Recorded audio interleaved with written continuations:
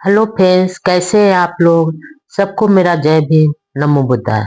Baba Saheb Ambedkar life and mission में ऊंची पढ़ाई की धुन सवार, कर्ज लेकर वापस लंदन की ओर।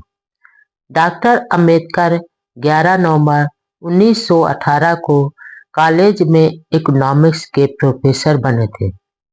इस दौरान अपनी तनख्वाह से बची पूंजी अपने फारसी मित्र नवल मथेना से लिए कर्ज के रूप में लिए 5,000 रुपये और कोल्हापुर नरेश से मिली कुछ आर्थिक मदद के बल पर लंदन जाने की तैयारी कर ली। वे 5 जुलाई 1920 को नौकरी से निवृत्त होकर लंदन चले गए। उन्हें वहां लॉ व इकोनॉमिक्स की अधूरी छोड़ी स्टडी पूरी करनी थी। उन्होंने London school of economics and political science में इकोनॉमिक्स की पढ़ाई शुरू की और ग्रेज इन में बैरिस्टरी के लिए बार एट लॉ की पढ़ाई के लिए जुट गए। इस प्रकार भारत में रहते हुए बार बार लंदन में स्टडी पूरी करने का मन कर रहा था। अब वे उसी ज्ञान साधना में लगकर प्रसन्न थे। अब उन्होंने पूरा ध्यान पढ़ाई लिखाई पर लगा दिया। लंदन में अब वे अपना अधिकतर समय लंदन म्यूजियम में बिताया करते थे, जहां कार्ल मार्क्स, मैगजीन व लेनिन जैसे महापुरुषों ने भी अपनी ज्ञान साधना पूरी की थी। इन म्यूजियम में संसार के दुर्लभ ग्रंथ उपलब्ध रहते थे, जिसे सिर्फ देखने भर के लिए दुनिया भर के विद्वान यहाँ आते थे। यह सुबह 8 से शाम 5 बजे तक खुलता था। भीमराव सुबह का समय का मूल्य पहचानते थे, इसलिए समय व पैसा दोनों बचाने के लिए वे बिना भोजन किए ही सुबह म्यूजियम खुलते ही पहुंच जाते थे और शाम को जब चौकीदार दरवाजे बंद करता तभी बाहर निकलते थे। इस तरह वे कई घंटे लगातार पढ़ते रहते थे। इसके अलावा लंदन यूनिवर्सिटी, इंडिया ऑफिस और gold Smith library of economics के पुस्तकालयों में भी पढ़ने जाते थे।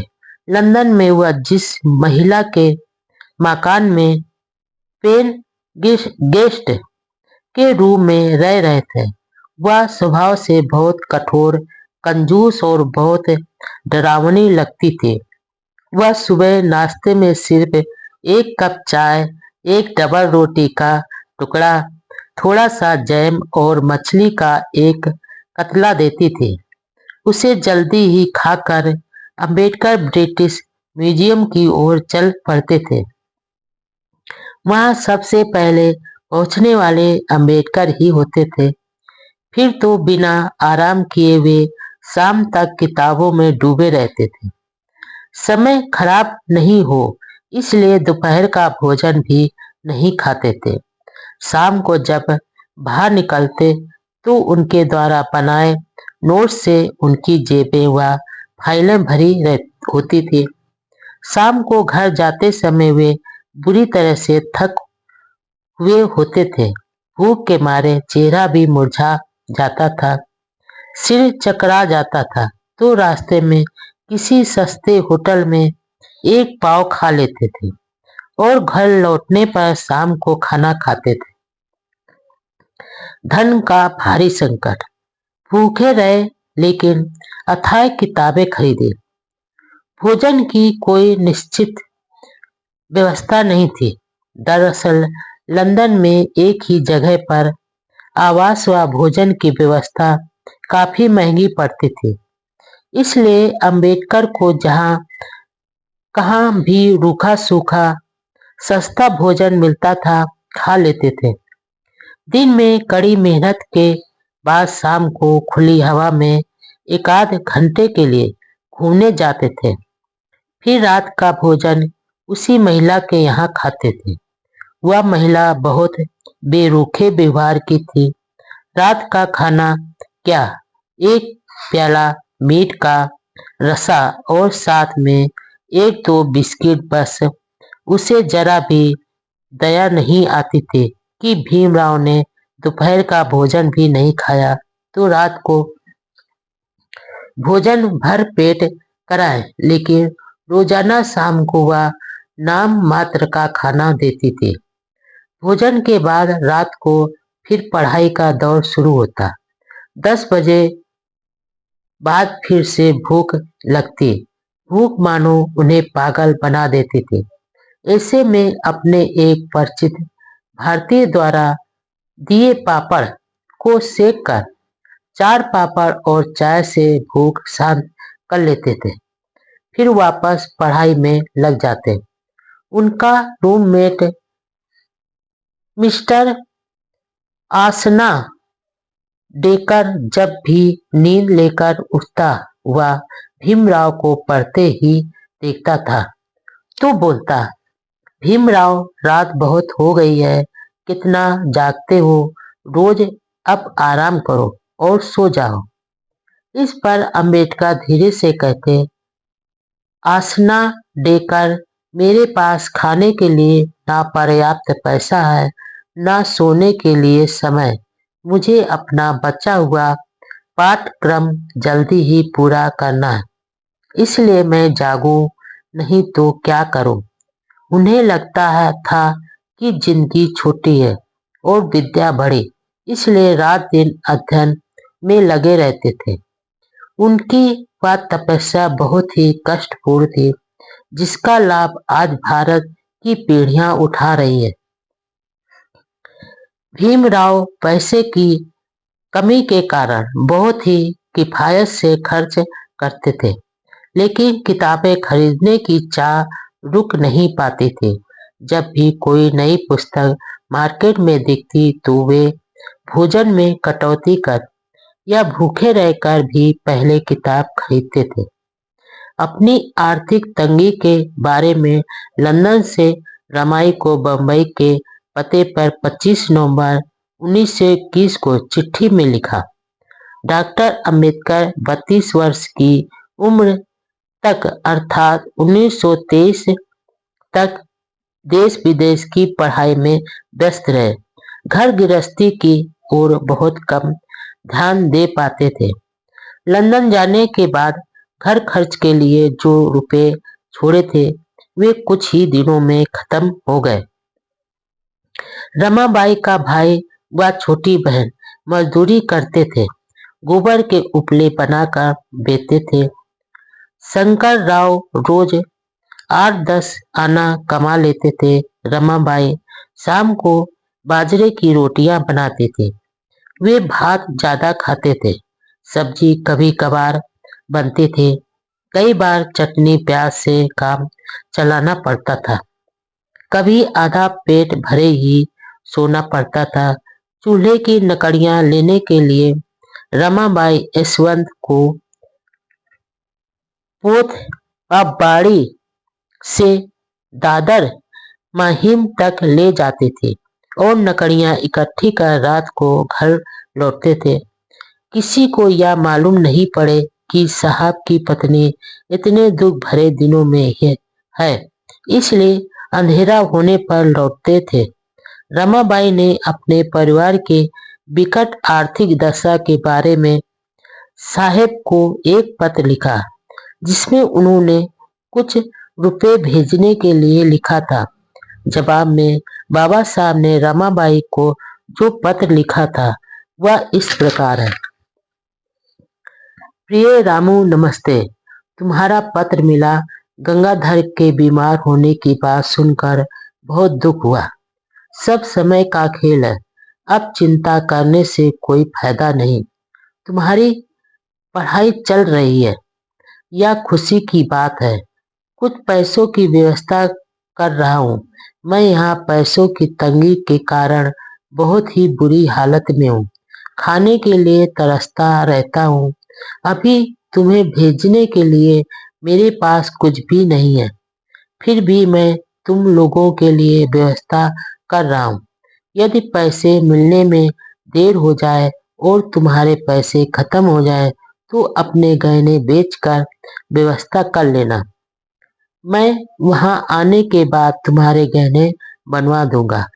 यशवंत और मुकुंद की पढ़ाई कैसी चल रही? इस बारे में तुमने कुछ लिखा नहीं। मेरी तबीयत ठीक है, मेरी चिंता मत करना। अभी मेरी पढ़ाई पूरी नहीं हुई है। जून के महीने में लौट आना संभव नहीं लग रहा है, बाकी बाद में लिखूंगा। सक्खू और मंजुला के बारे में कोई समाचार नहीं मिल रहा है। तुम्हें पैसे मिलने पर मंजुला और लक्ष्मी की माँ के लिए एक एक लुंगड़ा धोती ले लेना। शंकर का क्या हाल है? गुजारा कैसी है? सभी को कुशल से भीमराव। गंगाधर बाबा साहेब का पुत्र, जिसका बचपन में ही देहांत हो गया। यशवंत एकमात्र पुत्र भैया साहब, मुकुंद भाई आनंदराव व लक्ष्मी बाई का पुत्र भतीजा, मंजुला तुलसा बहने लक्ष्मीबाई, दिवंगत भाई आनंदराव की पत्नी जो 20 वर्ष की उम्र में ही विधवा हो गई थी, शंकर रमाबाई के भाई, सच्चा मित्र नवल मथेना, संकट का साथी। अंबेडकर के फारसी मित्र नवल मथेना ने समय पर जो रुपयों की मदद की वह काफी सराहनीय है।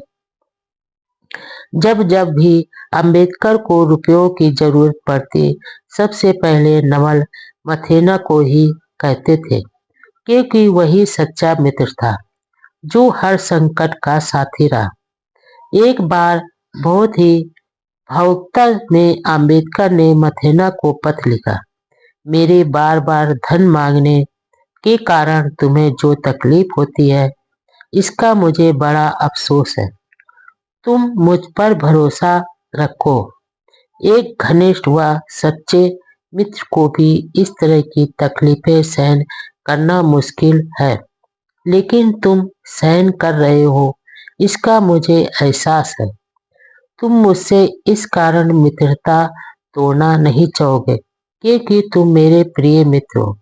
उस समय जर्मन करेंसी की रेट बढ़ने वाली थी। भीमराव ने लंदन से जर्मनी जाने के लिए मथेना से 2000 रुपये मांगे तो उन्होंने अपने मित्र की मदद में हमेशा की तरह तुरंत भेज दिए। यह पैसे उनके जर्मन प्रवास के समय काफी काम आए थे। लंदन में अंधन के समय अंबेडकर रुपया खर्च करने में पूरा ध्यान रखते थे। वे महीने का गुजारा सिर्फ 8 पाउंड में कर लेते थे, जो उस समय बहुत कम रकम होती थी। कपड़े भी बहुत कम खरीदते थे। शहर में टैक्सी आदि हर जगह पैसा खर्च करने की बजाय पैदल ही दूर दूर तक चले जाते थे। होटलों में भी नहीं जाते थे। सिनेमा, थिएटर आदि मनोरंजन से भी दूर ही रहते थे। आखिर उन्हें पैसा बचाकर लंदन में समय पूरा करना था। उन्हें हर पल एक वाक्य याद रहता था, महान व्यक्ति मौज शौक करने के लिए नहीं बल्कि महान कार्य करने के लिए पैदा होते हैं और अपनी सारी शक्तियां और साधन इसी दिशा में लगाते थे। हालांकि वे पूरी तरह से स्वस्थ रहते थे, लेकिन एक बार अक्टूबर 1922 के वे बीमार पड़ गए। फिर भी यह खबर उनके परिवार वालों को नहीं बताई। दरअसल रमाबाई अपने पति के स्वास्थ्य के बारे में बहुत चिंता करती थी। हालांकि डॉक्टर अंबेडकर लंदन में अपने अध्ययन में व्यस्त थे, फिर भी वह भारत में रहने वाले दलित समाज के अछूतों के उद्धार आंदोलन से भी जूझे रहे। लंदन से ही वे मूक नायक अखबार को संभालते रहे।